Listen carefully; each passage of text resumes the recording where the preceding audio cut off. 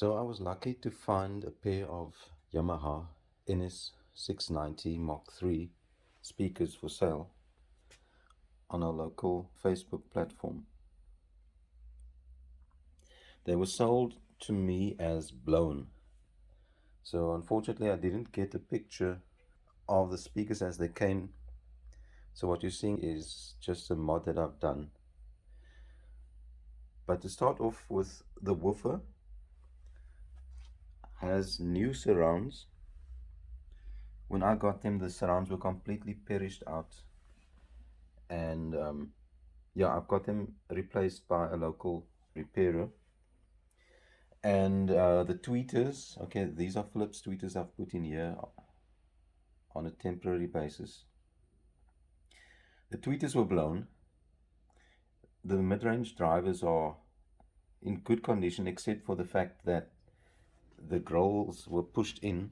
If you have a look from the side, you see that the grills aren't pushed in anymore. I devised a little hook, and working my way around in concentric circles, I was able to lift the grill away from the diaphragm.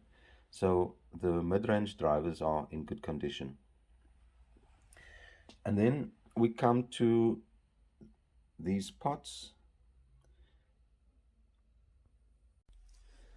So this is exactly how this pot looked when I found it, when it was mounted in the speaker. I thought at first that someone had pushed the pot in by accident, and then when I examined it closer, I found the following.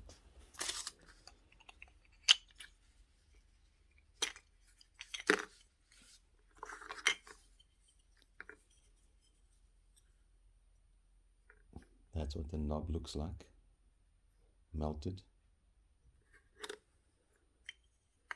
That's the back of this housing, completely melted. And then the pot itself, I'd taken this apart at one stage. I can do it again. There we go.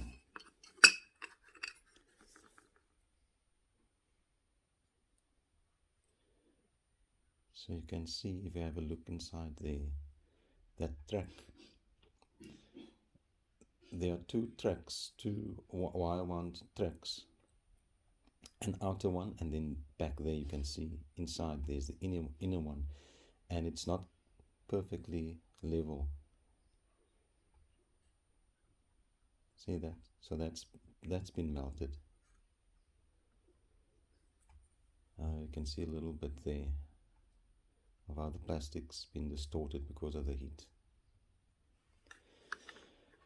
So what's happened is that, yeah, probably these speakers have been overdriven at a party or something like that, some kind of event.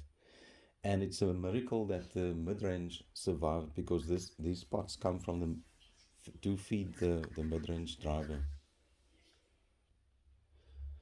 So now these are not ordinary L-pad type potentiometers. If you have a look at the schematic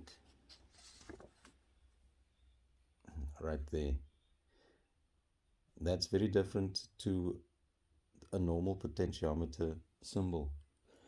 I think these are called constant resistance attenuators or something similar. I was fortunate to have had a pair of Technics SP5 loudspeakers, and then I've got these pots, and there's nothing wrong with them. So my current minute project is to make use of these, and unfortunately the mounts are different. So you can see the faceplate for the Yamaha pot is much larger. It's fairly larger than the one for the Technics. But I'm going to be doing a trick on the lathe. So my idea is to cut this faceplate circular and then to make a cutout in here that will accept that faceplate inside of it, like that kind of thing.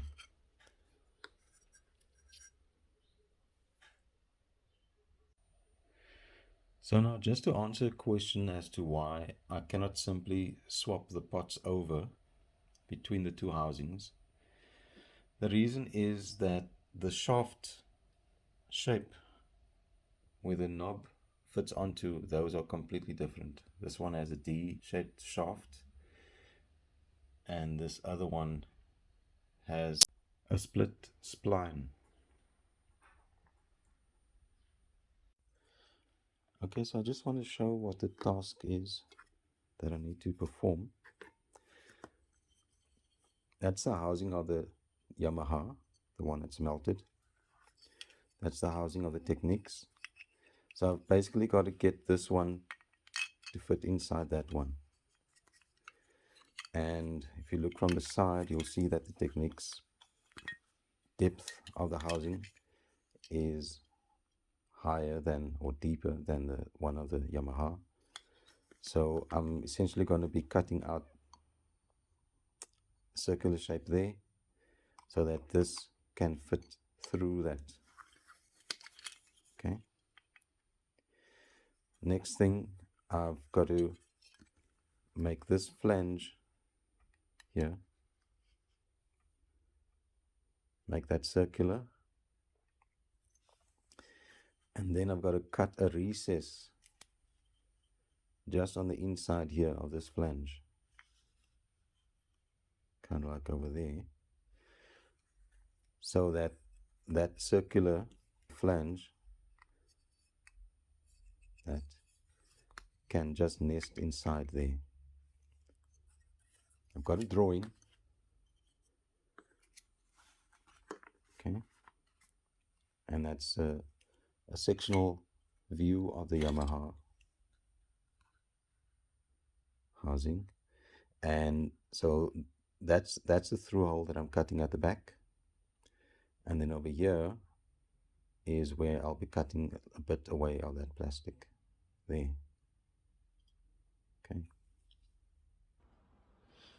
Okay, so here we are at the lathe. So I'm just going to be putting this onto there, tightening it up a bit.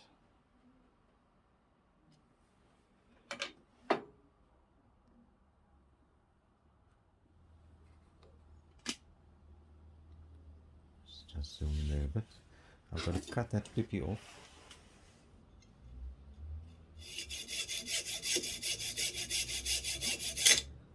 There we go. And then I'm going to clean up this face a little bit. I don't really need to do it, but it just makes working with it a little bit more tidy. So when I work with multiple items, I like to do batch work. So what I've gone ahead is I've cut off the pips of the others, but as it turns out, two of these have got this section melted away, and the other two are intact that belong to the tweeter. So in this case, I've got a bit of plastic that I'm just going to saw off with a hacksaw.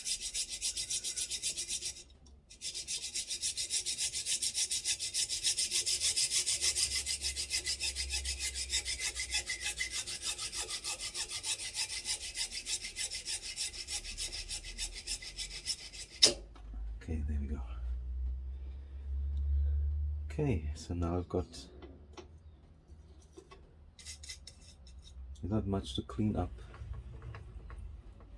but I'm still going to do a bit of that.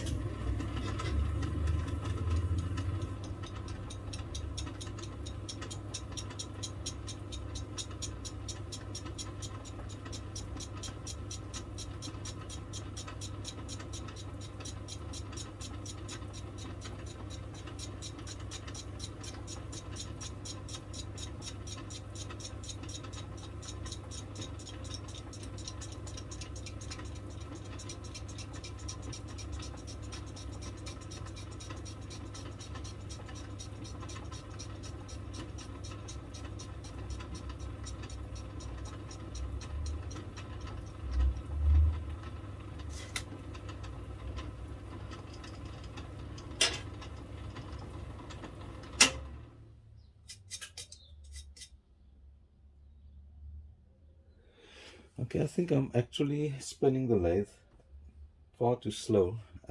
It's going to take forever if I do it this way. So let me just change that. Okay, unfortunately I couldn't include the machining because around about that time my phone battery ran down. But this is the final result. I still need to clean it up a bit. You can see there, that's the little recess that I machined out. That's the hole that was cut. That's the Technics assembly there. So that puts inside there, like that.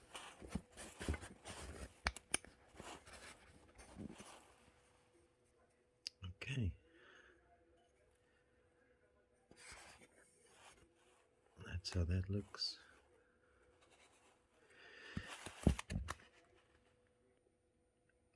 So, okay, so the next thing I have to do is to erase the printing around the edge of this. So I've done a test with some lacquer thinners on parts of the Technics housing that I've cut off, and it seems that this plastic is not affected by the lacquer thinners, and the lacquer thinners does indeed take off the printing. So that's a good result so far. So it actually takes quite a while to get the printing off. Now I've done that with a microfiber cloth, and so yeah, it's going to be a while, and it's not pleasant working with this thinners, but yeah, it's a little task that needs to happen. Okay, now cleaned off the printing,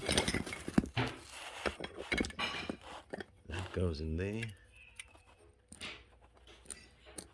Come.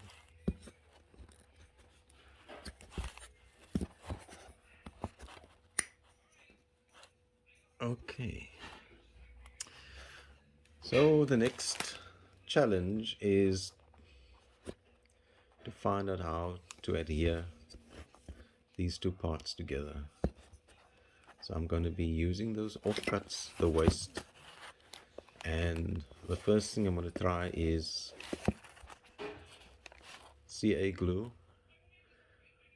We colloquially we call it super glue, cyanoacrylate. That's the first thing I want to try, but I've got a sneaky suspicion that that glue is not going to work on this plastic. But I'm going to give it a go. Okay, the story so far. That's what it looks like.